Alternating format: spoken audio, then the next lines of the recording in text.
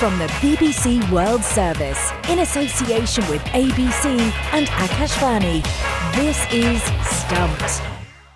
Hello and welcome to Stumped, your intercontinental hit of news, features and debate from the quirky world of cricket. I'm Charu Sharma for Akashvani. Today up in the, should I say, lower Himalayas, the beautiful little home. It's just fabulous here, environmentally and every which other way. Lack of population as well. It just calms you down. So hopefully I'll be very calm, Charu Sharma, today. Great weather outside, by the way. Jim Maxwell for the ABC here in Sydney. It's getting a little bit cooler, but still enough heat around the place to make you feel as though cricket could easily be played here. Yeah, they could play 12 months of the year, but instead we're just taking in a little bit of feed of IPL if we can stay awake late enough to watch it, because that's the best cricket show in town at the moment. And I'm Nikesh Ragani for the BBC this week. Not at all jealous about Jarrell being in the Himalayas or Jim there in sunny old Sydney. It's the start of the cricket season. It's April and we've had rain for the last week or so. Just typical, although I'm pleased to report that the sun is shining today here in Leicester. Well, good to see you both, Jim, Nikesh. And on this week's show, let's begin with debating who is the toughest cricketer from both past and present and what defines their character. We're going to be joined a little later by somebody who's actually written a book on the subject. But here in India, we're always looking for a new hero. They tend to emerge from the IPL, and we may potentially have our next big star.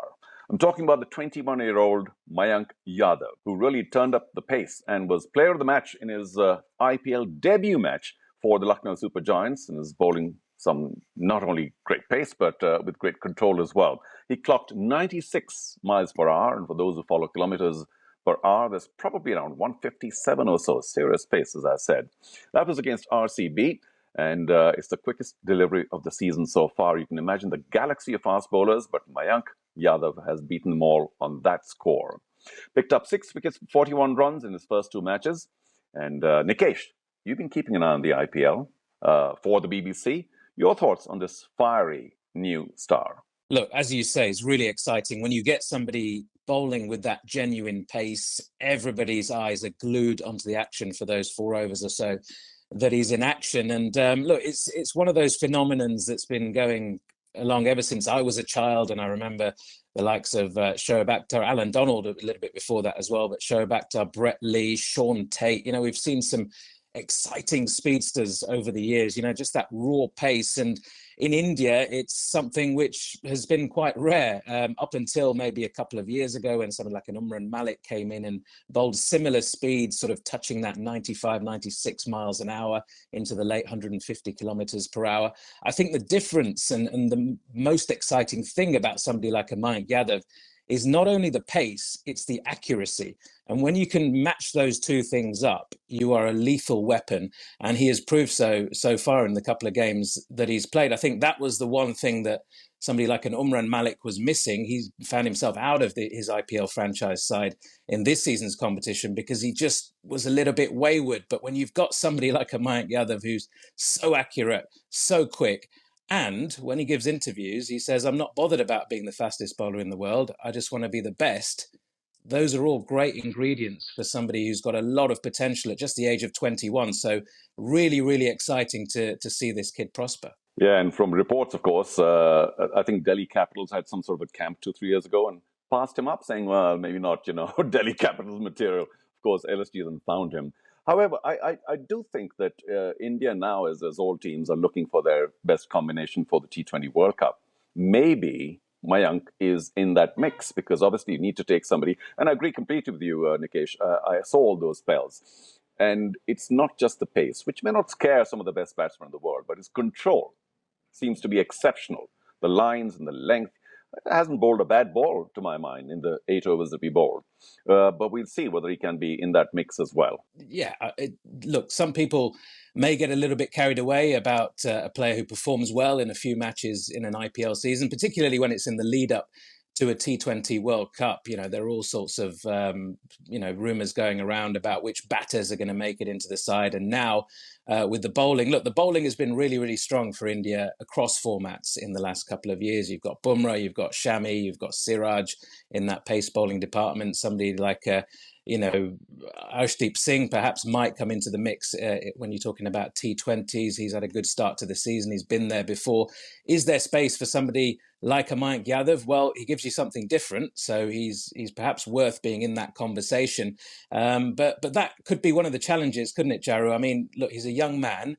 He's got the eyes of over 1 billion people on him. He's playing in the biggest franchise tournament in the world. I mean, how do you sort of, being in India, the pressure that some of these young superstars come under. What kind of challenges do you think he's going to face now that he's being talked about in that light, in terms of perhaps being selected for India so early? Well, the first challenge, of course, is to stay fit, where already he has a bit of a problem because in his third match, he bowled only 1 over, got to about 140 kilometers or so, well below his quickest, and then had to, well, not limp off. I believe he had a side strain, and the management thought, thankfully, that it should be taken off and repaired a bit, which I think is going to take some time. So already bowling at that pace is going to cause a bit of a problem physically for young Mayank. He's only 21, hopefully recover quickly enough.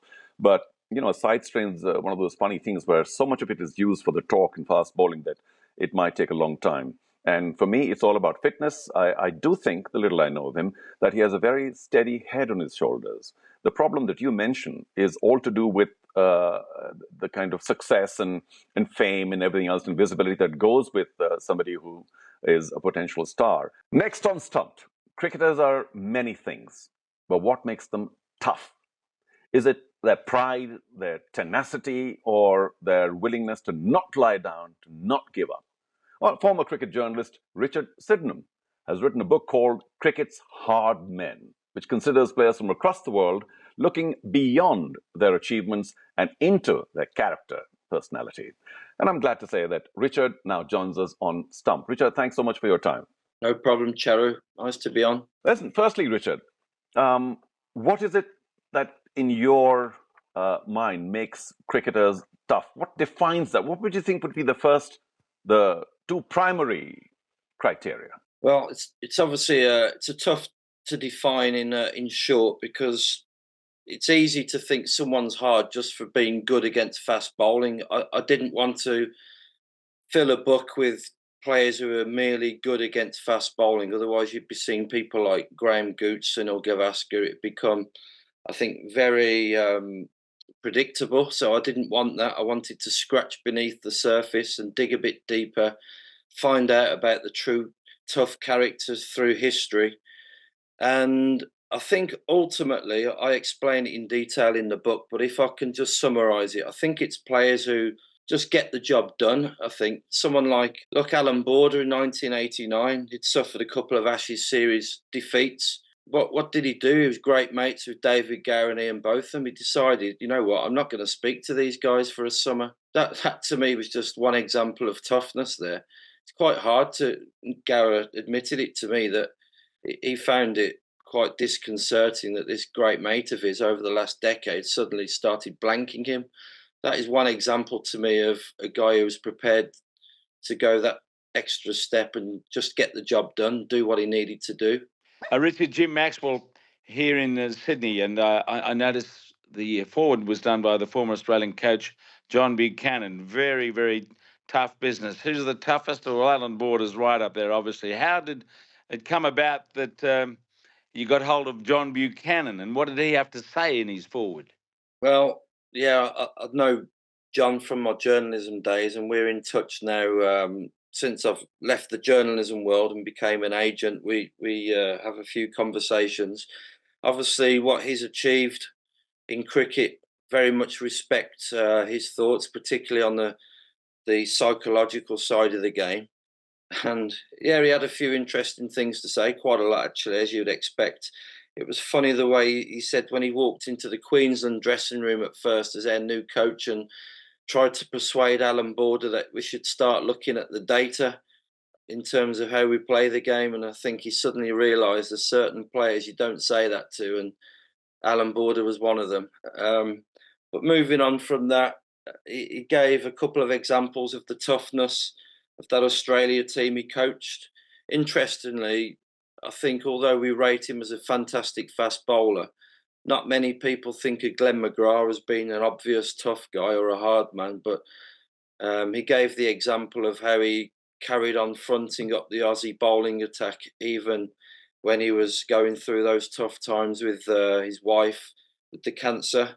So that was just an example of how players show toughness, not necessarily in a way that we see it between a battle of bat and ball, but other elements that come into it like that. So yeah, John spoke about that as well. Jim. Richard Nikesh here from the BBC. Obviously, a lot of your book focuses on the psychology and the mental health of those cricketers as well. Why do you think that was so important to get into the book, and what did you ultimately learn about that aspect of the game?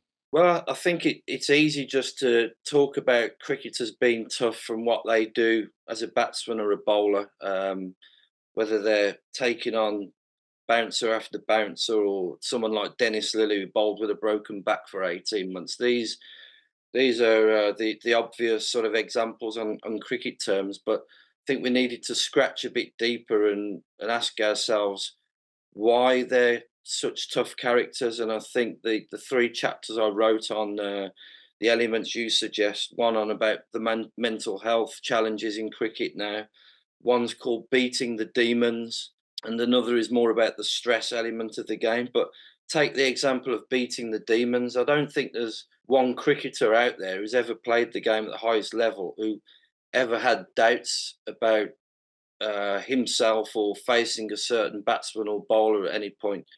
And I think Viv Richards made a good point. You'd think the great Viv Richards never doubted himself, but he did. But Viv's way of dealing with it, you know, sums up with Beating the Demons is he lies to himself in his head and says, you know what, this bowler is not good enough to take on Viv Richards today. He says, before you know it, you start believing it.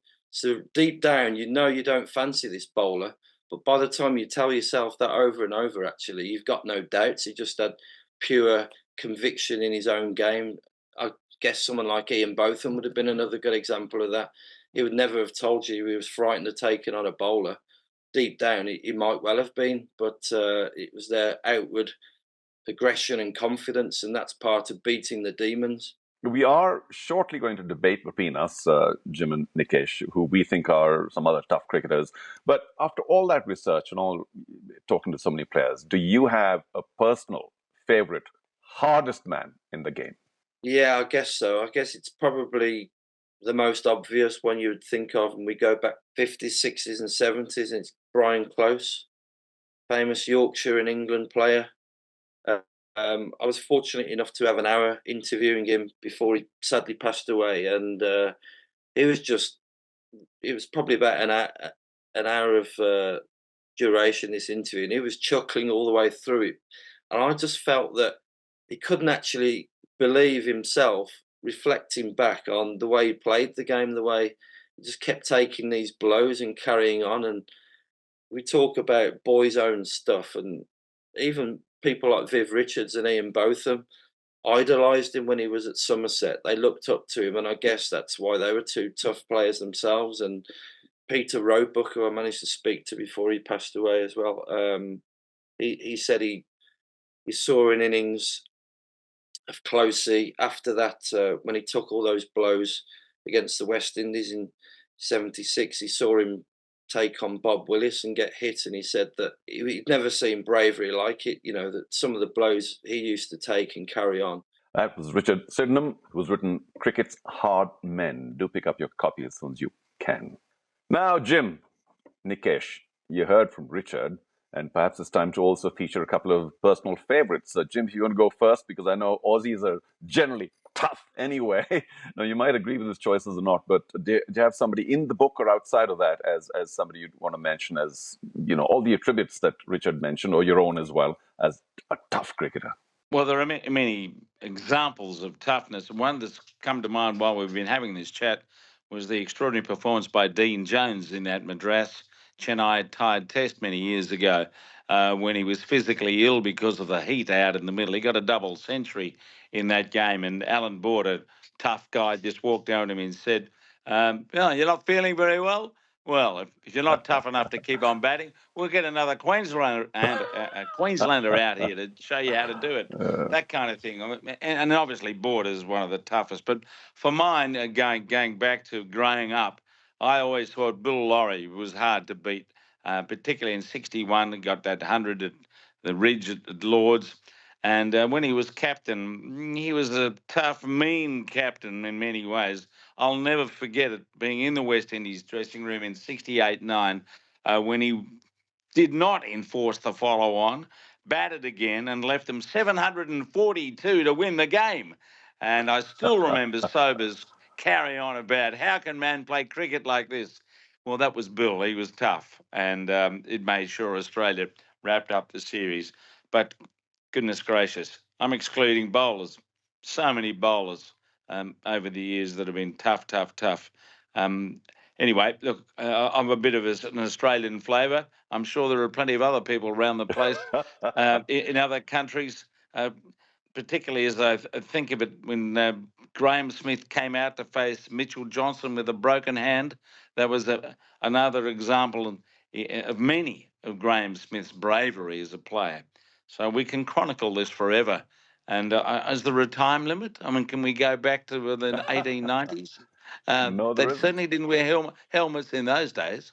Well, true. I think that has that's a major factor when it comes to hard men, because a lot of people might want to distinguish pre-helmet and post-helmet when, well, theoretically it became a lot easier. Nikesh. See, look, when you're talking about hard men, and there are so many of these lists that have done the rounds across different sports over the years, you could categorize them in different ways. So it could be hard men in terms of who would you least like to sort of come up against maybe off the field. And you look at people like Merv Hughes, and he's quite an intimidating character, or, you know, some of the great West Indians like Colin Croft, you wouldn't want to take him on. I mean, either with, facing his bowling or off the field. And then you've got your sort of pantomime guys, haven't you, who maybe like to give the impression that they're a little bit truff, the Andre Nells of this world and the Srisants, who wouldn't really make any kind of list if you were being serious about it. But then for me, the all-time great, and we've mentioned him before, is Steve Waugh, because you always get asked that question, and I'm a batter, and I was always a top-order batter, so I've got that little bit of bias towards the batters in the game. But Steve Waugh is one of those who you'd put up there on the top of that list of who you'd want to bat for your life in sort of my era of watching cricket, certainly anyway. And that just comes from his mental toughness, his physical toughness, the fact that he never gives an inch. He looks grumpy. He is pretty grumpy on the field, but he's got an outstanding brain there. And, when it comes to tough cricketers, you look at just some of the innings that he's played and the fact that he's single-handedly taken Australia from losing positions to winning positions. For me, he just epitomizes everything that great Australian side was about, the one that won 16 Test matches in a row. And that you don't do without being a really tough character, a tough bunch of characters, really, that whole entire setup was. But he was their leader. And for me, there's none tougher than him. If you're looking in sort of terms of modern day cricket, you might say somebody like a Virat Kohli was pretty tough, still is pretty tough out there on the field. But, a lot of that, there's theatrics involved with it. Whereas with Steve Waugh, he didn't need any of that. It was just, straight, focused, and just get the job done. That's all we've got time for on this week's Stumped. My thanks as always to Jim Maxwell and Nikesh. Thanks so much for joining us this week. And of course, to all of you for listening. We'll see you again soon. Till then, goodbye.